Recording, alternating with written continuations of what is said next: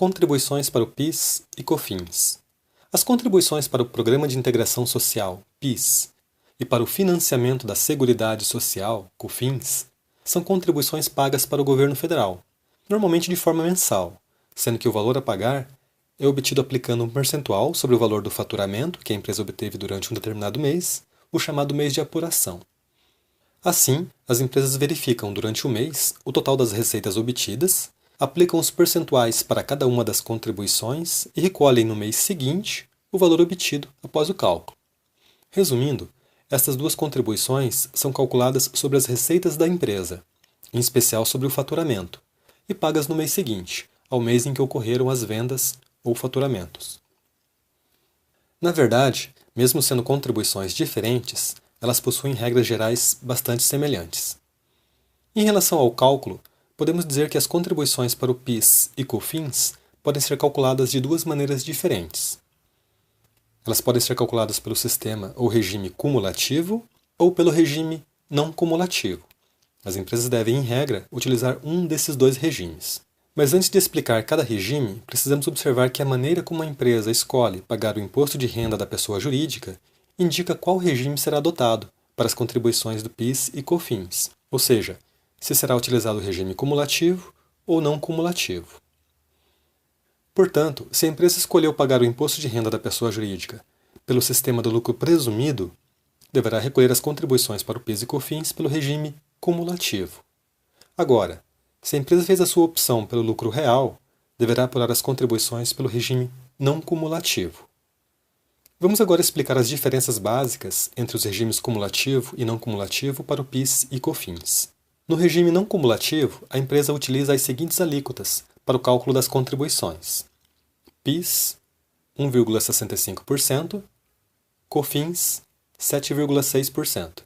Neste regime, a empresa pode utilizar créditos para fazer a compensação com os valores devidos mensalmente. Para facilitar o entendimento, vamos a um exemplo. Supondo que a empresa, no mês de janeiro de um determinado ano, apure como faturamento total o valor de R$ 65 mil com a venda de produtos, o valor para as contribuições ficaria assim: PIS, R$ 1.072,50, ou seja, a aplicação do percentual de 1,65% sobre o valor de 65 mil. COFINS, R$ 4.940, ou seja, pela aplicação do percentual de 7,6% sobre o valor total de R$ 65 mil. Como a empresa está no regime não cumulativo, ela pode utilizar créditos calculados sobre as compras de mercadorias para revenda ou até mesmo de alguns serviços.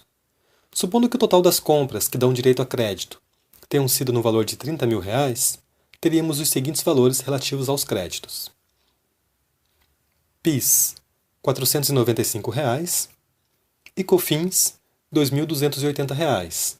Como neste regime é possível fazer uma compensação, teremos os seguintes valores a pagar: PIS, R$ 577,50. COFINS, R$ 2.660.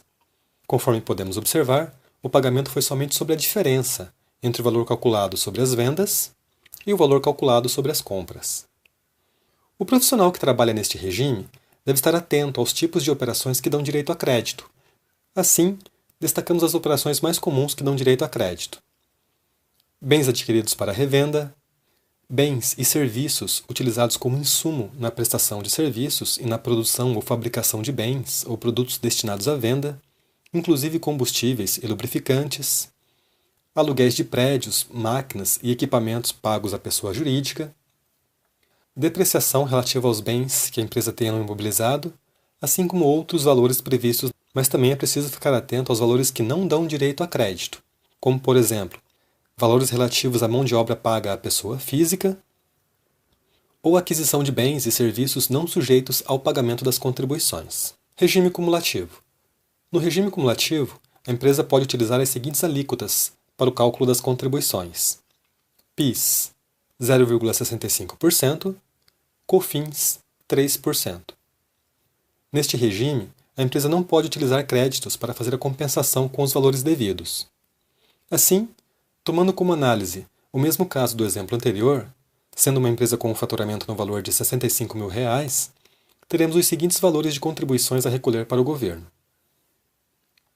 PIS, R$ 422,50, pela aplicação de 0,65% sobre o valor total de R$ 65.000, e COFINS, R$ 1.950, pela aplicação de 3% sobre o valor de R$ 65.000.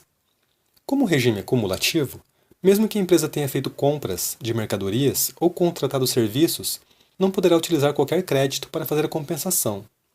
Por isso, o regime cumulativo é considerado um sistema mais simples.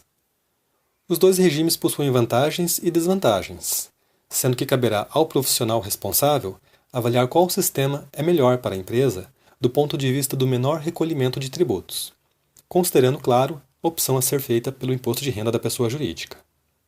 Por fim, em relação às empresas que recolhem os impostos pelo Simples Nacional, todos sabemos que esse regime não permite à empresa qualquer tipo de crédito, seja para